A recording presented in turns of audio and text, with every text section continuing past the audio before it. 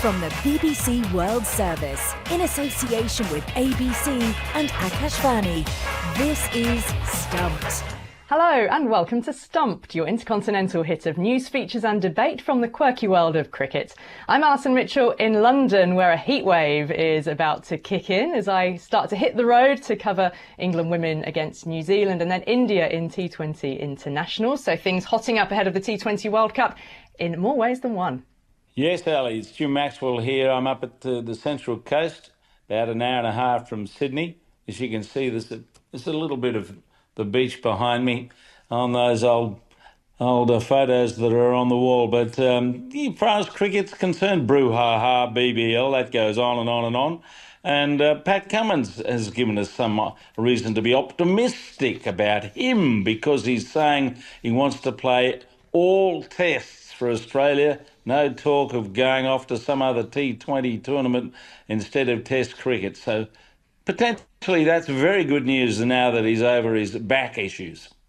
Well, he is certainly showing a little bit of favour to the IPL and playing really well to Pat Cummins. Hello, this is Charu Sharma for Akashvani, back after a quick trip to the coffee estate, just in time for Stumped, yet another week. And of course, in the meantime, the Indian board has declared a few teams, and it's followed by the usual chatter about who should have been in or not in terms of selection. Has Virat Kohli earned the right to decide when he calls time on his international career?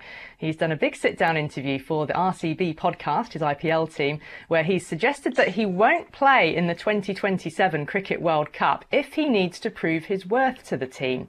Now, Kohli's 37 and has already retired from India's Test and T20 sides, but he is still involved in their 50-over team and played a key role in last year's Champions Trophy success.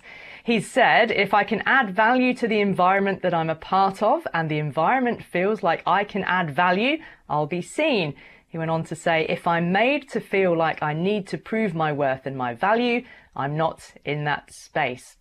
Well, earlier this week, he was announced in the India ODI squad for the 3-match home series they've got against Afghanistan, so there is certainly still room for him. Charu, how have his comments been received in India? Mixed reaction. I think he still has, as you can imagine, an enormous number of fans who are delighted that he's continuing to play for the moment in the IPL and later perhaps in one-day internationals as well, because as I said, he's retired from the other two forms. But there are plenty of voices suggesting quietly, because you don't, openly criticize icons in India or you get slammed in the social media or whatever else, that how long do hungry youngsters have to wait, and how many generations of players? Once somebody plays long, as he played long enough, nearly 20 years, then how long does a generation of players have to wait? Because they, just that slot, say number 4, is not going to be available for so many who are fighting for it. So there are voices suggesting that, why don't we let others move in? And yet, the truth is that, his fitness levels, his energy levels, for the moment so visible in the IPL, are also swaying opinion, saying, well, he seems to be right on top of the game, even though it's a T20 game. By the way, he's better suited for ODIs in terms of that strike rate matter of his. So, yeah, people are confused about, should he continue? Should he not? He seems to be good enough, but there's so many others.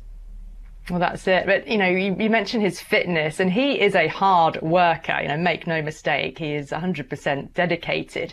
But do you think it's just a matter of course that, every player needs to prove their worth, no matter, how great their status might be? Under normal circumstances, yes. But in a country where it's religion and suddenly you are god of the game, how do you argue? Because many others before Kohli have faced the same problem where, I suppose, quote very famously, Sachin Tendulkar, and nobody could, suggest that, I think Sachin should go. And those who did were, they weren't seen on earth for a while. But yeah, I do think sometimes, even though Kohli is a much better communicator, if I can say so without any disrespect to Sachin, sometimes the words chosen seem a little more churlish than they need to be. Because, what needs to, this is my opinion, I beg your pardon, but what needs to come out through these players is, if the selectors are happy to have me, I'm happy to play for the next year or two or whatever, because we pay no attention to the selectors whose job it is to select a team. We just behave, Indian cricketers sometimes, those who are right on top of the game, that I will do what I want to do, when I want to do, and nobody can interfere with my thoughts and my journey and my progress. So this whole business of, I must not be asked to be proven again, well, you need to have the figures backing up. And if you have a huge trough, as he did for 3 years, then it gets difficult to be selected. So you have to be constantly proving yourself as a sportsman. And that somehow, I think, escapes what was said by Kohli. Yeah, I mean, listening to his comments and watching the interview, albeit from afar, it felt almost as if it was leaning towards a bit of a discord with the Indian management, like, a bit of a warning shot across the bows as to the way that, he's treated within that environment, that he doesn't want to be made to feel that he's got to prove himself. But, you mentioned talent as well. There's a lot of young talent banging down the door. If you're a selector, does he get in that Indian batting lineup for the ODIs? Well, he ticks many boxes. To begin with, experience. And experience is such a big key when you're playing overseas in away conditions. So yeah. he ticks that box better than just about anybody else. He ticks energy because he brings that to the team whenever and wherever he goes. Also, of course, he may not be the captain anymore, but the leadership angle, and all leaders of the game will depend upon him for his advice constantly. So he brings many things. You can't argue with his batting skills either, because he's sort of batting really well. When it comes to one-day internationals, he's almost the perfect player because he keeps picking off these ones and twos because he was running between the wickets. He's a real menace at the crease for, any opposition. The only thing you have to weigh against all of this is, when do you blood youngsters? I mean, if somebody carries on, it's a World Cup. It's a World Cup. And if he's in good shape, Alison, he will be selected. If he's, God forbid, if he's not injured, he'll be there. Yeah. And you'd hope you're not actually blooding youngsters in a World Cup, wouldn't you? You'd want to bring them in with a bit of a lead-up time also. I mean, Jim, there are a number of examples, aren't there, where players in different countries, around the world, they have hung on and almost decided when they want to retire, even when the outside noise starts to rise. No doubt about that, particularly the modern game in Australia. Once it became fully professional, I suppose players tended to hang on a little bit longer because they felt they could still contribute, even though the signs of some lack of the ability to play the game as they used to were apparent, and it needed maybe a nudge from the selectors or an injury to bring about the end of a player's career. I mean, there haven't been too many summary dismissals of players, but most of the time, you're not going to get away with it if your game's appearing to be on the fade and your team is losing. That's when you're in a bit of strife. So we're getting to a point in Australia with this very good side that we've had for some time is going to go a bit soft around the edges at some point. So decisions will have to be made. But I suppose they're always easy to make if you have a replacement or three that's ready to go. If not, then players might linger. And, you think of Smith and Labuschagne, how much longer are they going to play for Australia? So I'm sorry to take it just to the Australian context, but I hope Virat recognises that the time to go is when he's no longer got the hunger. As long as he's got the hunger, the rest of it looks pretty good. And I remember Clive Lloyd playing into his 40s. And even when he retired, he still looked a damn good player. So they're very hard things to judge. And you need strong selectors sometimes to make that decision for players. Well, if I can give you the example of Jimmy Anderson, who did not want to retire, was not ready to retire, and he did get given the tap on the shoulder. Well, it was a sit down in a hotel in a meeting with Rob Key, Brendan McCullum, and Ben Stokes, and that was, his career was brought to an end when he wasn't ready for it. And yet there he is now playing county championship cricket and ripping it up and taking wickets at will at age 43. And you could still easily see that he could still lead the England Test bowling attack. His fitness is without question. And evidently his hunger and love for the game is without question. But there was an example of selectors who decided that, you've been in the team for so long, we need to start bringing others through. I mean, Jim, could you see Kohli playing on so long that he would be dropped eventually, that a tap on the shoulder would be needed? Or do you think he would have that sense of, players say one day when you wake up, you just know? Well, that's the experience of a lot of people you speak to have been good cricketers and retired. They choose the moment that they go. But sometimes maybe they need a little bit of coercion to get to that point. I mean, Alan Border, we had no idea when he was going to retire. And eventually, after coming back from South Africa 20 odd years ago, he was playing golf and made a decision on the golf course. This is the time to go. Entirely unexpected. So you don't always know, but you like to think the players would know before it got to a point of embarrassment. Yeah. Charu, just remind us what happened around Tendulkar, Dravid, if we think of MS Dhoni as well, legends of the game who, ended their careers. What were those circumstances?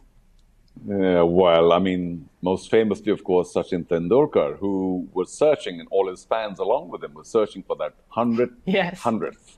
What a wait that was. was. Gosh, did it take long. Gosh. So, yeah, in his case, everybody around him just refused to let him retire. And he, too, by then, had developed a bit of a, should we say, a thick skin, a wall, saying, well, all right, I will go when I want to go. And I was quoting that a little earlier, Alison, in the program, saying that you should really be saying, I will go when the selectors no longer need me. But, I will go when I want to go sounds like I don't really care about the selectors.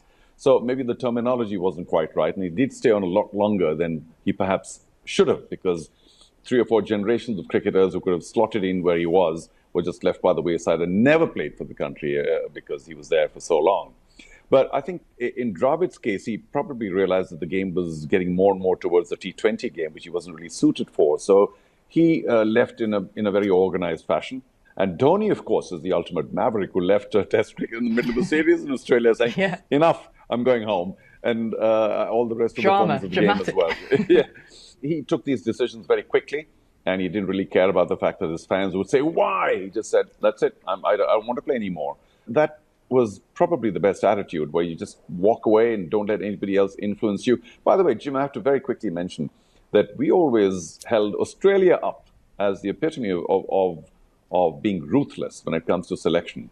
And we often wondered why it's not followed in other countries, particularly in India, where which Bill is Laurie perhaps how it should be in sport. There you go. Case in point there. There have been some brutal moments, but less so in recent times. I think the selectors have tended to allow things to happen and hope that the players recognise that this is a good time to go. Or maybe a word in the bar or something like that. This is a good time to go, right? But if you're in the Kohli positive camp and you're thinking about the 2027 World Cup, to what extent would other players benefit from being in a World Cup team built around Kohli and his experience at major events like that? Well, if you're asking me, people would be happy to have him. But if you take him into the team, you have to play him. I mean, he can't be, one of the extras or whatever. Yeah. So there will be a section of hungry young players saying, well, there goes another World Cup. I mean, here I am, prime of my life, and playing well, but I can't get a look in because Kohli must get a look in. And if you play him, and God forbid he gets a 0, 10, 4, 3, 2, when do you drop him? So, because if you drop him, he's just going to walk away. So it's a very tricky decision. And I have to say this. I really do think there are so many talented youngsters. Alison, all of us make this classic, well, I'm saying error, but comment anyway, that, what happens next when so-and-so goes? Well, guess what? There are, now in a game which is robust in some countries, there are half a dozen or a dozen people ready for that slot. And they will hopefully come good sooner than later. Well, then let me ask you about where you think, speaking of youngsters, where do you think Vaibhav Suryavanshi will be in relation to that 50-over team come 2027? He's the 15-year-old wonder kid, and he continues to do crazy things in the IPL. What, just the other day against LSG, another 93 off 38 balls, casually. Well, I mean, it's ridiculous how he continues to keep getting those runs. But can you imagine, in the power play, of course, is where most of these players are very destructive because only 2 outfielders. Now, in one-day cricket, you have 15 such overs where there are only 2 fielders outside. So he could be feasting for so long that he'd get 150 or whatever in no time. But that's only theoretical, of course. I do think he has not quite been proved yet on surfaces away from India. And if the World Cup is, say, in other territories such as Australia, England, South Africa, particularly, where the pitches tend to be spicier, then he is certainly a very unknown commodity. And he may go through a bit of a trough there, a bit of a problem to begin with. But I do think he has such extraordinary talent and that hand-eye coordination and that fearlessness that he might actually surprise all of us by perhaps a few edges, all right, but still slamming bowlers all over the park. Because it's the bowlers, Alison, who tend to suddenly, get into a funk, saying, well, where do I bowl to him? I thought I bowled a really good ball. It's gone into the crowd. So he has now been blooded into the under-19 team. The Indian selection has gone to that point already, quickly, but not yet into the main Indian team, where I think they're still kind of just a little shaky, perhaps a good reason, because they don't want to ruin his confidence, should he, God forbid, go through a couple of, or a lean patch or a couple of bad matches. So they're holding on to him, but I can't tell you the collective opinion here in India or the push in India by even cricket pundits saying, bring him in now and never, because he is that exciting. So I for the moment, I think the Indian selectors have done well by keeping him away and blooding him in the under-19 team, although that's playing in a neighborhood area. But we need to send him in a not such a high-profile series in either Australia, South Africa, or England, see how that goes, and then say, all right, you're ready.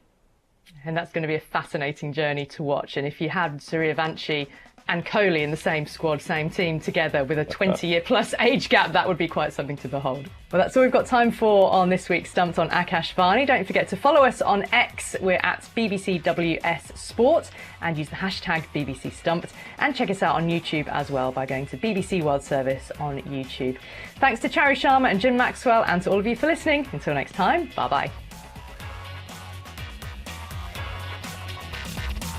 Stumped is a BBC Sport production for the BBC World Service in association with ABC and Akashvani.